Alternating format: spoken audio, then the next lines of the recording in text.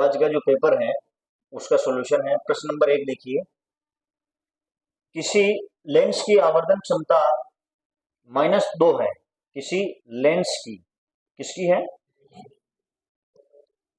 इस लेंस का प्रकार व बनने वाले प्रतिबिंब की प्रकृति से संबंधित सत्य कथन है। अपने को कौन सा कथन ढूंढना है? सत्य कथन ढूंढना है, जिसमें अपने को लेंस का प्रकार भी बताना है और उस लेंस से बनने वाले प्रतिबिंब के बारे में भी बताना है, जिसकी आवर्धन क्षमता कितनी है? -2।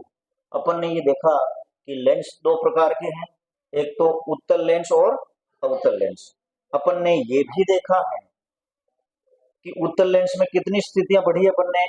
6 स्थितियां पढ़ी है। उत्तल लेंस द्वारा बनने वाले प्रतिबिंब वास्तविक और उल्टे होते हैं कितनी स्थितियों में? 5 स्थितियों में। कितनी स्थितियों में? 5 स्थितियों में। कौन से बनते हैं? वास्तविक और उल्टे। इसका और यहाँ पर जो बनने वाला प्रतिबिंब है वो बिंब से डबल है। कितना है? डबल है, यानी कि बिंब का 2 गुना है। प्रतिबिंब बड़ा है, वास्तविक है और उल्टा है। ऋणात्मक चिन्ह क्या बता रहा है? वास्तविक और उल्टा। अब वास्तविक और उल्टा प्रतिबिंब किस लेंस से बनता है? उत्तल लेंस से। किससे बनेगा? उत्तल लेंस। इस प्रश्न का सही उत्तर होगा उत्तल लेंस, वास्तविक और उल्टा प्रतिबिंब। प्रश्न नंबर 1 का आंसर सी। पहले प्रश्न का उत्तर क्या होगा? सी। नेक्स्ट देखिए, निम्न में से प्रकाश का कौन सा गुण उसकी तरंग प्रकृति से नहीं समझाया जा सकता है? देखिए, तरंग प्रकृति से अपन ने कितने गुण समझे थे? 5-6 गुण। कौन कौन से? परावर्तन, अपवर्तन, व्यतिकरण, विवर्तन, ध्रुवण। मुख्य रूप से 5। कौन कौन से? परावर्तन, अपवर्तन, व्यतिकरण, विवर्तन और ध्रुवण। ये प्रकाश के किस गुण द्वारा समझे जाते हैं? तरंग प्रकृति के द्वारा। और ये जो प्रकाश विद्युत प्रभाव जो है वो किसके द्वारा? कण प्रकृति के द्वारा। किसके द्वारा? कण प्रकृति के द्वारा समझा जाएगा। दूसरा उत्तर क्या होगा? डी। इसके साथ साथ में और कौन कौन से गुण हैं? कृष्णिका प्रभाव, क्रोम्पटन प्रभाव, प्रकाश विद्युत प्रभाव। हाँ, वो क्रिया है। निम्न में से किस स्थिति में पूर्ण आंतरिक परावर्तन संभव है? निम्न में से किस स्थिति में पूर्ण आंतरिक परिवर्तन संभव है? किस स्थिति में है? जब आपतन कोण का मान क्या हो? क्रांति कोण से ज्यादा हो। तीसरे में आएगा सी। अपन ने ये देखा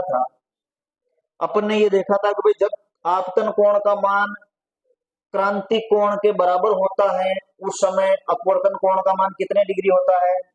90 डिग्री। कितने डिग्री होता है? आपतन कोण का वह मान जब अपवर्तन कोण का मान 90 डिग्री होता है तो वो क्रांति कोण कहलाता है। अब क्रांति कोण से अगर अपन ज्यादा झुकाएंगे किरण को, यानी कि आपतन कोण का मान यदि ज्यादा रखेंगे तो प्रकाश की किरण जो है पुनः उसी माध्यम में लौट आएगी। इस परिघटना को अपन क्या कहते हैं? पूर्ण आंतरिक परावर्तन। जब आपतन कोण का मान क्रांति कोण से क्या हो? अधिक हो, उस स्थिति के अंदर पूर्ण आंतरिक परावर्तन संभव होगा। तो तीसरे में आंसर होगा आपके सी। चौथे में देखिए, वाहनों के अग्रदीप में प्रयुक्त होने वाले दर्पण का प्रकार है। कौन सा दर्पण है?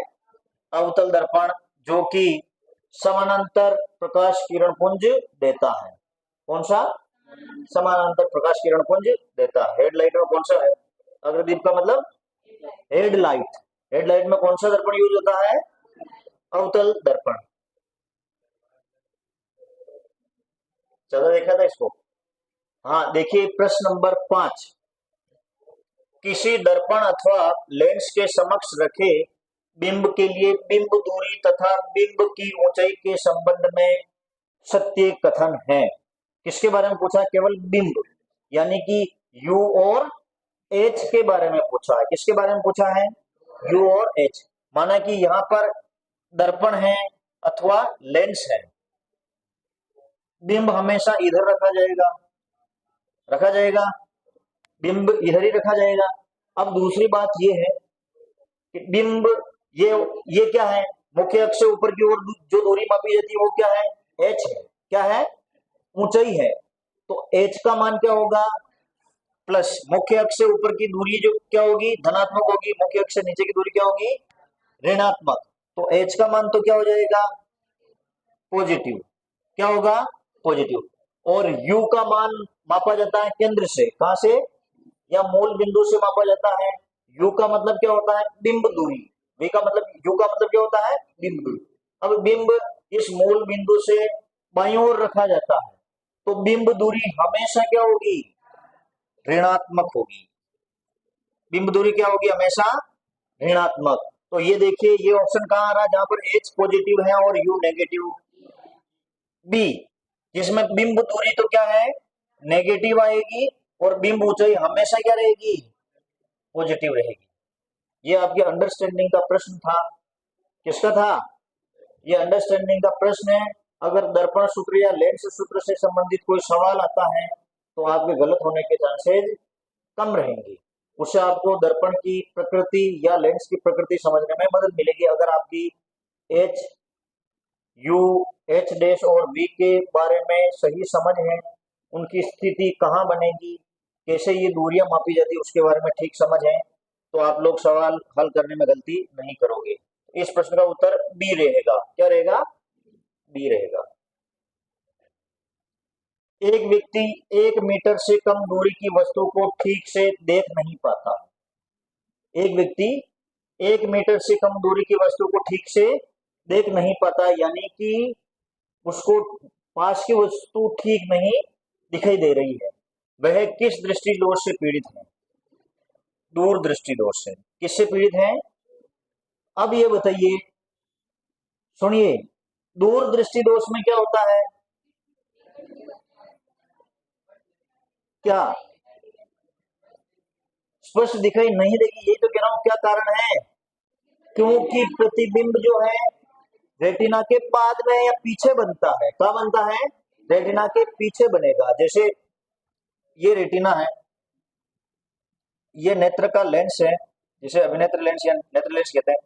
यहां से जो प्रकाश की किरणें जाएगी तो ये प्रतिबिंब, ये जो रेटिना है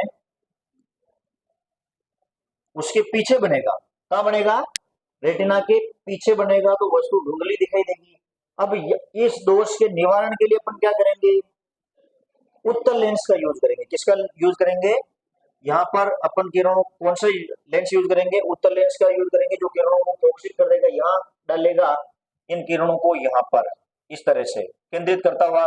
इधर जो प्रकाश की किरण जाएगी वो थोड़ी सी यूं होकर के इस तरफ आ जाएगी, और ये प्रतिबिंब कहां बना देगा, रेटिना पर बन जाएगा। कहां पर बन जाएगा, रेटिना पर। तो दीर्घ दृष्टि दोष या दूर दृष्टि दोष के निवारण के लिए किस लेंस का उपयोग किया जाता है, उत्तल लेंस का। किसका, दीर्घ दृष्टि दोष में प्रतिबिंब रेटिना के पीछे बनता है। क्या बनता है, रेटिना के पीछे बनता है। पीछे वाले ध्यान रखना।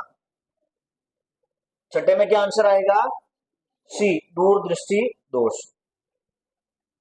क्वेश्चन नंबर 7, सूर्योदय एवं सूर्यास्त के समय सूर्य का रक्ताभ दिखाई देने का क्या कारण है, प्रकीर्णन। मैंने आपको बताया था, अंतरिक्ष का काला रंग, अंतरिक्ष आकाश का नीला रंग, या फिर सूर्य का रक्ताभ दिखाई देना, ये किसके उदाहरण है, प्रकीर्णन के। किसके हैं, प्रकीर्णन के।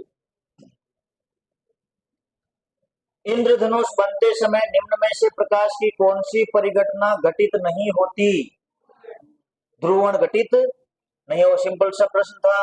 अपन ने ये देखा था कि जैसे सुनिए, ये किसकी बूंद है, पानी की बूंद है। ये किसकी बूंद है, पानी की बूंद है। यहां से प्रकाश की किरण आई, विरल माध्यम से सघन माध्यम में प्रवेश किया, अभिलंब की ओर झुकी, है ना, और इधर क्या हो जाता है, पूर्ण आंतरिक परावर्तन। यहां पर क्या होता है, पूर्ण आंतरिक परावर्तन। ये क्या हो गया, अपवर्तन। ये क्या हो गया, पूर्ण आंतरिक परावर्तन। अब प्रकाश की किरण सघन माध्यम से विरल माध्यम में आ रही है, तो ये अंदर जाएगी या नीचे आएगी, नीचे आएगी। क्यों, क्योंकि अभिलंब से क्या होगी, दूर हटेगी। इस प्रकार प्रकाश की किरण इस पानी की बूंद में प्रवेश करती है, यहाँ अपवर्तन। ये परिघटना कौन सी हुई? पूर्ण आंतरिक परावर्तन। ये परिघटना कौन सी हुई? अपवर्तन। क्या हुई? और यहाँ पर प्रकाश का विभक्तीकरण हो जाता है, अपवर्तन भी होता है साथ में, और विभक्तीकरण या वर्ण विक्षेपण की घटना होती है, जिसके फलस्वरूप इसके अंदर कौन सा रंग दिखाई देता है? 7 रंग। कितने रंग दिखाई देते हैं? 7 रंग। तो यहाँ पर क्या उत्तर रहेगा आपका? ध्रुवण। ये परिघटना संपन्न नहीं होती इंद्रधनुष बनते समय। किसी बिंब का अवतल दर्पण द्वारा बना प्रतिबिंब आभासी। सुनना, किसी बिंब का अवतल दर्पण द्वारा, किसके द्वारा? अवतल दर्पण द्वारा बना प्रतिबिंब आभासी, सीधा और बिंब से बड़ा। ये स्थिति नंबर कौन सी है? स्थिति नंबर 6। कौन सी स्थिति है? 6। जब वस्तु को कहां रखा जाता है? ध्रुव और एफ के मध्य। कहां रखा जाता है? ध्रुव। और यहाँ पर एम का मान क्या रहता है? पॉजिटिव रहता है। एम का मान क्या रहेगा? और कितना रहेगा? 1 से ज्यादा रहेगा। क्या रहेगा? एम का मान 1 से ज्यादा। अर्थात जब एम का मान पॉजिटिव हो और 1 से ज्यादा हो तो वो दर्पण कौन सा होगा? अवतल दर्पण होगा। और वस्तु की स्थिति उस समय कहां रखी होगी? पी और एफ के मध्य, यानी कि मुख्य फोकस और ध्रुव के मध्य रखी जाएगी। ये विशिष्ट प्रकृति, विशिष्ट स्थिति है। तो यहाँ पर ए आएगा उत्तर। क्या आएगा? दर्पण के ध्रुव तथा मुख्य फोकस के बीच। 90 का उत्तर क्या आ जाएगा? ए। 90 में क्या है? आप रेड करते जाए, जिनके गलत है वो गलत भी करें, है ना। किसी दर्पण से, सुनना, किसी दर्पण से आप चाहे कितनी ही दूरी पर खड़े हो, आप कितनी ही दूरी पर खड़े हो, आपका प्रतिबिंब सदैव सीधा प्राप्त होता है। तो वो दर्पण कौन सा है? बताइए।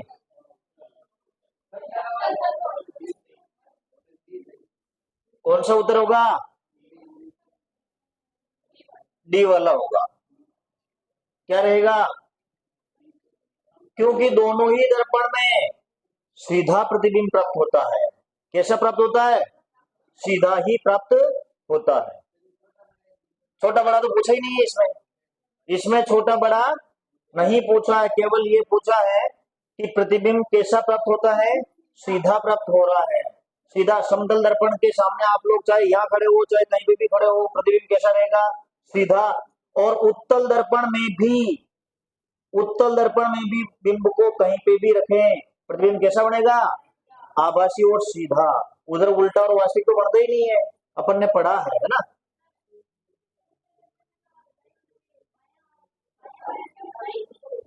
लेकिन है तो सीधा ही। वो पार्श्व परिवर्तन है। वो क्या है? दाया भाग बाया और बाया भाग दाया। वो क्या है? पार्श्व परिवर्तन। सदैव सीधा प्राप्त होगा। वो किसमें होगा? या तो समतल दर्पण अथवा उत्तल दर्पण। प्रश्न नंबर 11। निम्न में से असत्य ढूंढना है अपने को। इन कथन को पढ़िए और असत्य देखिए। खतरे के निशान लाल रंग के बने होते हैं क्योंकि लाल रंग का प्रकीर्णन सबसे कम होता है। ये कथन ठीक है? ठीक है, बिल्कुल ठीक है। लाल रंग का प्रकीर्णन सबसे कम होता है। सबसे ज्यादा किसका होता है? बैंगनी का होता है। सबसे ज्यादा किसका होता है? तो ये कथन ठीक है। स्वच्छ आकाश का नीला रंग, स्वच्छ आकाश का नीला रंग अपवर्तन के कारण होता है। स्वच्छ आकाश का नीला रंग प्रकीर्णन के कारण होता है। किसके कारण होगा? प्रकीर्णन के कारण होता है। ये कथन क्या हो गया अपना? गलत हो गया। अंतरिक्ष यात्रियों को आकाश का रंग काला दिखाई देता है। ये ठीक है क्योंकि वहां पर वायुमंडल नहीं है। दीर्घ दृष्टि दोष के निवारण के लिए उत्तल लेंस का प्रयोग किया जाता है। ये अभी अपन ने ऊपर बढ़ा है। किसका किया जाएगा? उत्तल लेंस का। तो प्रश्न के अनुसार असत्य कथन कौन सा है? बी। तो 11वें का आंसर क्या होगा? बी। 11वें का आंसर क्या रहेगा? बी। कोई शंका है क्या?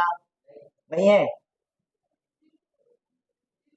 दीर्घ यानी दूरदृष्टि होता है। दीर्घ दूरदृष्टि एक ही है ना।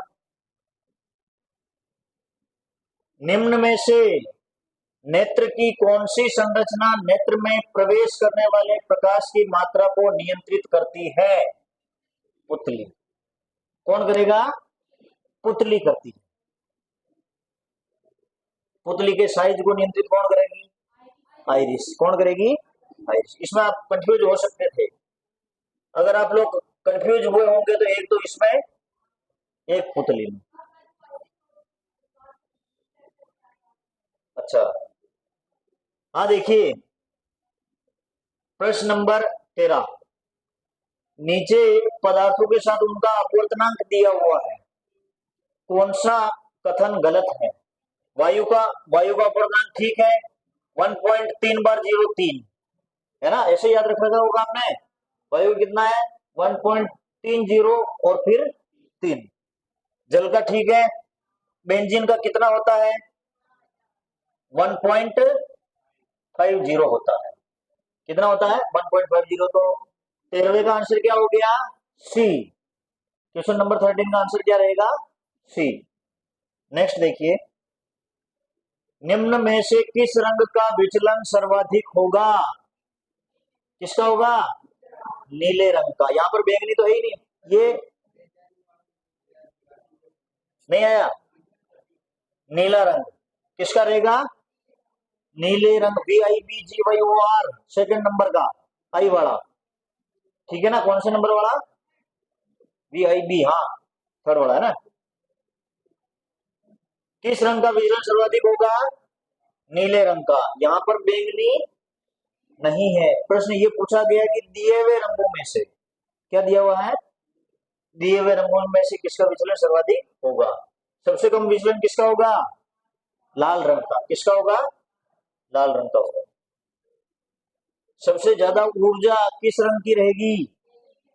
बैंगनी रंग की। कौन से रंग की रहेगी? बैंगनी रंग की। निम्न में से कौन से कथन सत्य है? एक भी हो सकता है, एक से ज्यादा भी कथन सत्य हो सकते हैं।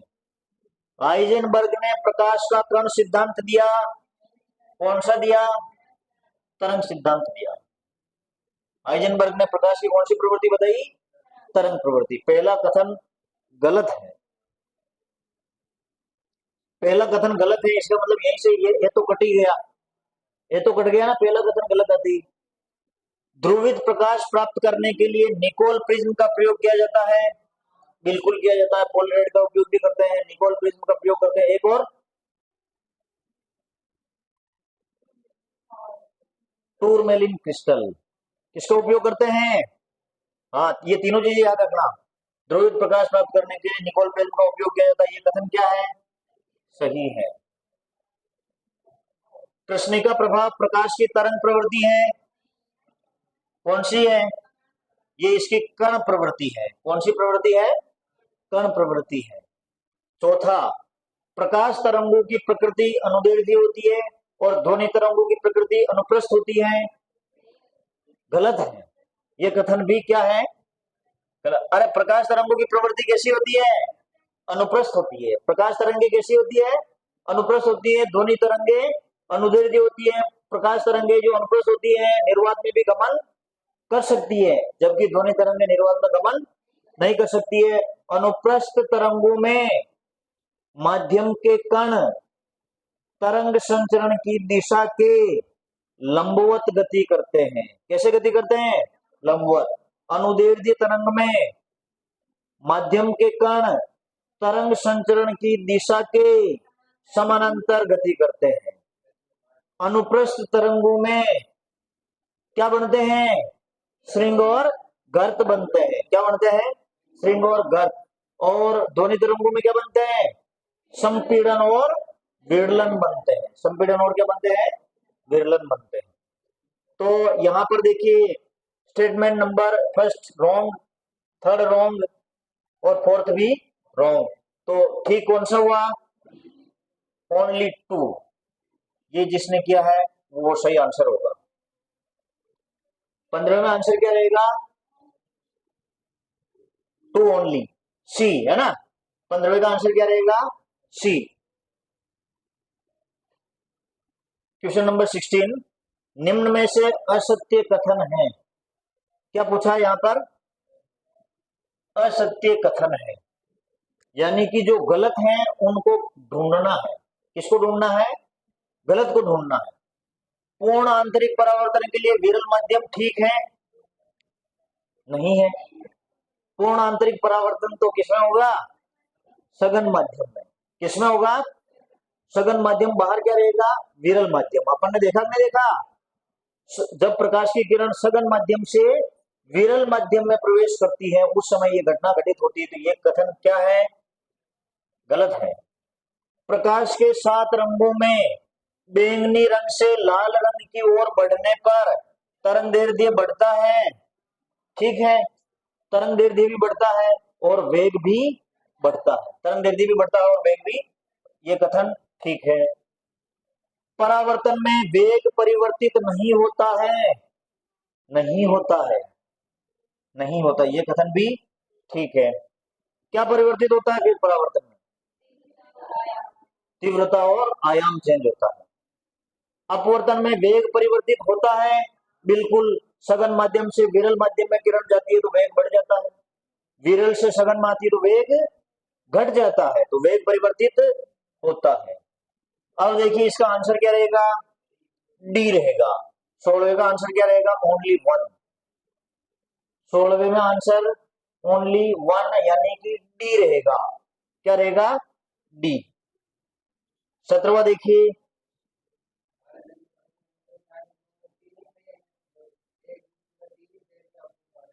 यही तो मैंने कहा कि भाई इसमें आप लोग मिस्टेक कर सकते हैं कि भाई ऊपर क्या पूछा हुआ है, ऊपर सत्य है या फिर असत्य है। अपवर्तन की घटना ये भी दे रखा है कि भाई अपवर्तन की कौन सी घटना में? सघन से विरल में। क्या दिया हुआ है? यहाँ पे भी आप मिस्टेक कर सकते हैं। सघन से विरल में प्रकाश की किरण जा रही है, सघन से विरल में जा रहे हैं, तो विचलन कोण क्या होगा? यानी कि ये देखिए ऊपर हो गया अपना सघन माध्यम, ऊपर कौन सा हो गया? सघन माध्यम, और इधर कौन सा हो गया? विरल माध्यम। अब देखिए प्रकाश की किरण सघन माध्यम से विरल माध्यम में प्रवेश कर रही है तो अविलंब से दूर हटेगी। दूर हटेगी कि नहीं हटेगी?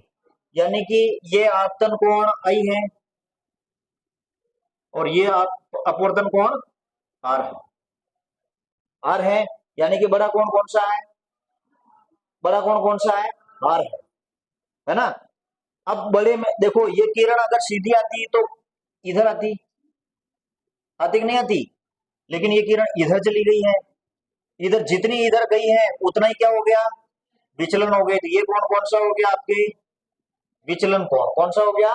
विचलन। अब विचलन कोण निकालने के लिए अपने को अपवर्तन कोण में से क्या निकालना पड़ेगा? आपतन कोण। क्या निकालना पड़ेगा? आपतन कोण। तो ये कोण आपका आ जाएगा, यानी कि बड़ा कोण कौन सा है? अपवर्तन कोण। अपवर्तन कोण में से अपन क्या निकालेंगे? आपतन कोण। तो ऐसा किसमें आ रहा है? बी में। 17वें में आंसर आएगा आपके बी, अपवर्तन कोण माइनस आपतन कोण। इधर ठीक उल्टा होता, अगर ये माध्यम विरल से सघन होता तो, विरल से सघन होता तो क्या आता फिर? आपतन कोण माइनस अपवर्तन कोण आता। क्वेश्चन नंबर 18 देखिए, समतल दर्पण से बनने वाले प्रतिबिंब के संबंध में सत्य कथन है। देखिए प्रतिबिंब सदैव आभासी बनेगा, ठीक है या गलत है? समतल दर्पण से बनने वाला प्रतिबिंब आभासी और सीधा होता है। क्या होगा? आभासी, सीधा और बिंब के आकार का बनता उतनी ही दूरी पर बनता है जितनी दूरी पर वो वस्तु रखी हुई है। ये 4 पॉइंट याद रखें। उसमें किसमें? समतल दर्पण में आभासी बनेगा, सीधा बनेगा, बिंब के आकार का बनेगा और उतनी ही दूरी पर बनेगा जितनी दूरी पर वस्तु रखी हुई है। यानी कि बिंब दूरी अगर -4 मीटर है तो प्रतिबिंब दूरी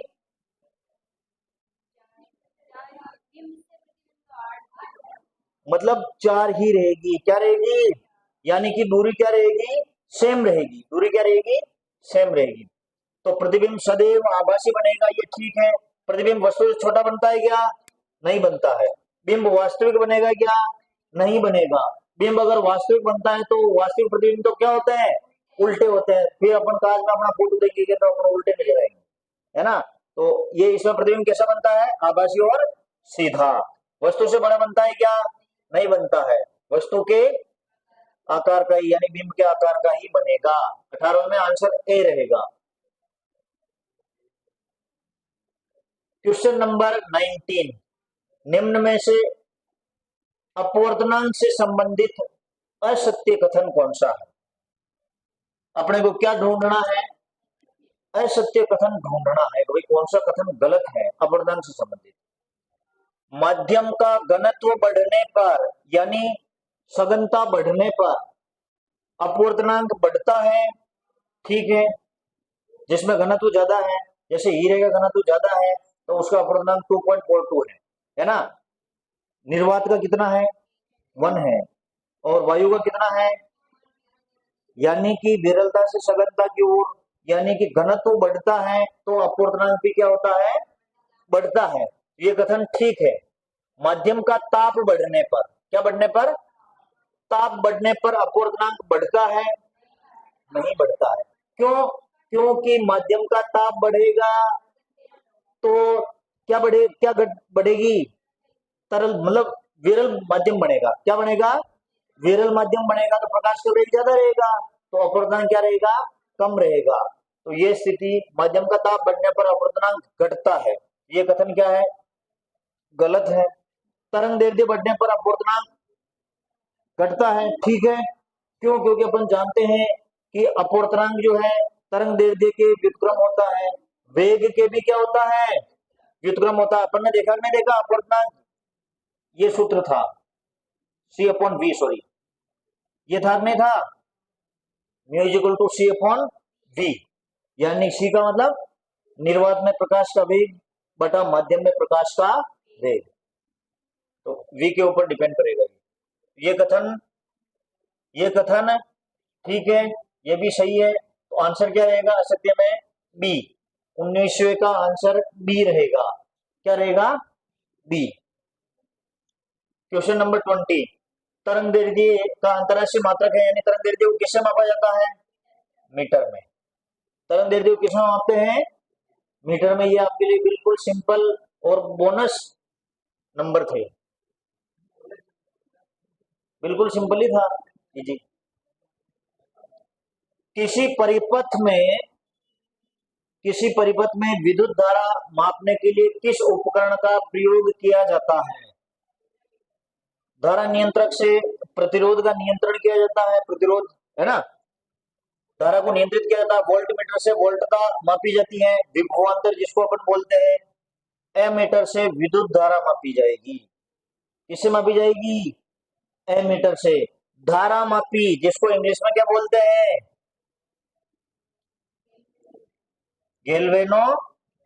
गैल्वेनोमीटर। परिपथ में विद्युत धारा प्रवाहित हो रही है या नहीं हो रही है, या फिर उसकी दिशा को संसूचित करता है, कौन, गैल्वेनोमीटर या धारा मापी। तो अपना आंसर क्या रहेगा, एमीटर। क्या रहेगा, एमीटर। आपने जैसे ये देखा होगा परिपथों में भी जहां पर ये ए लिखा रहता है वो क्या होता है, एमीटर रहता है। किसी के खेत में मोटर पंप है क्या, पानी की मोटर, उसमें इस तरह के 2 डिब्बे लगे होंगे,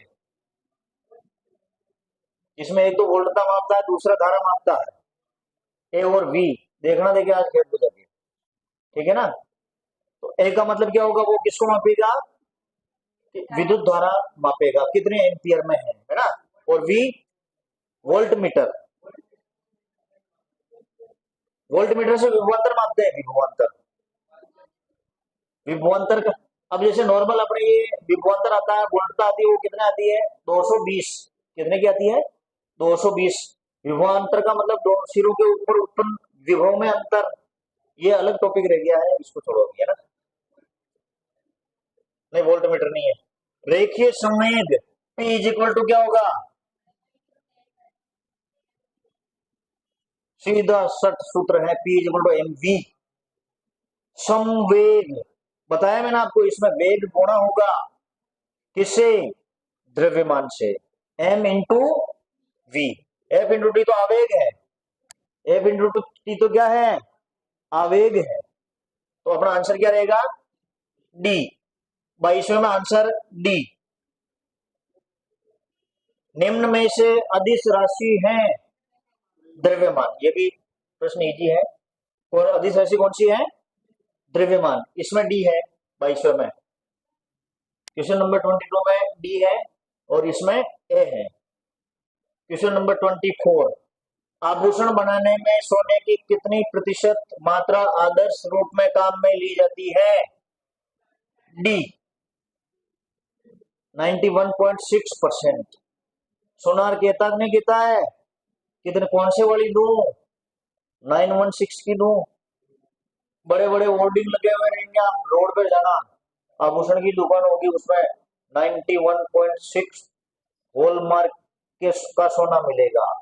यानी कितने कैरेट होता है वो, 22 कैरेट। कितना होगा, 22 कैरेट। टोटल कितने कैरेट होता है, 24 कैरेट होता है। तो इसमें से आदर्श रूप में अपन 22 कैरेट, बाकी मिलावट करते ही है, 75 का भी देता है, 60-70 का भी दे सकते हैं। तो 91.6% इसका ठीक आंसर होगा। निकालना पड़ सकता, निकालना ही होगा।